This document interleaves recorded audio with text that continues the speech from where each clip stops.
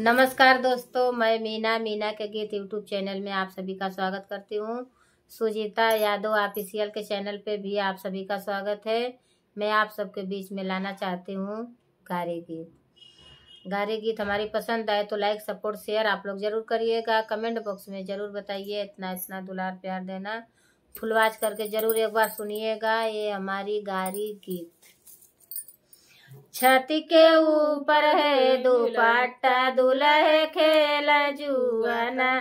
छत के ऊपर है दुपट्टा दुल्हे जुआ खेलना। छत के ऊपर है दुपट्टा दुल्हे जुआ खेलना। कभी हार कभी जीत कभी भाग दुल्हे। कभी हार कभी जीत कभी भाग दुल्हे। अपने मामी की बाजिया लगाव दुल्हे। अपने मामी की बाजिया लगाव दुल्हे। छत के ऊपर है दुपट्टा जुआ खेल दुल्हे।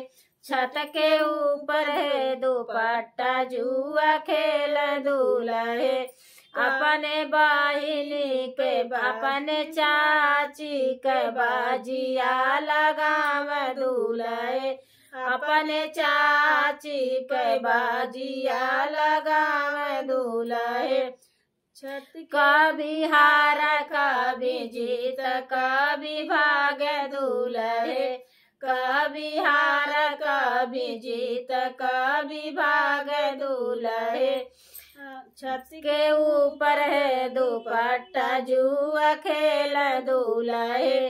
छत के ऊपर है दुपट्टा जुआ खेल दुल्हे।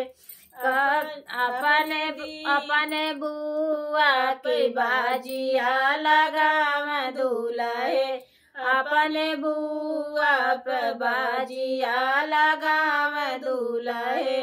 कभी हार कभी जीत कभी भाग दुल्हे। कभी हार कभी जीत कभी भाग दुल्हे।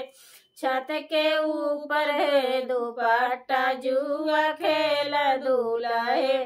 छत के ऊपर है दुपट्टा जुआ खेल दुल्हे।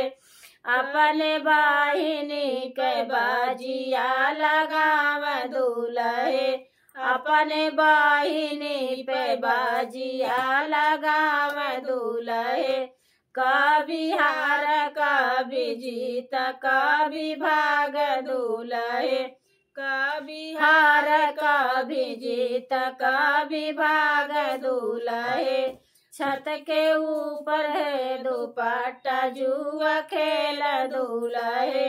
छत के ऊपर है दुपट्टा जुआ खेल दुल्हे।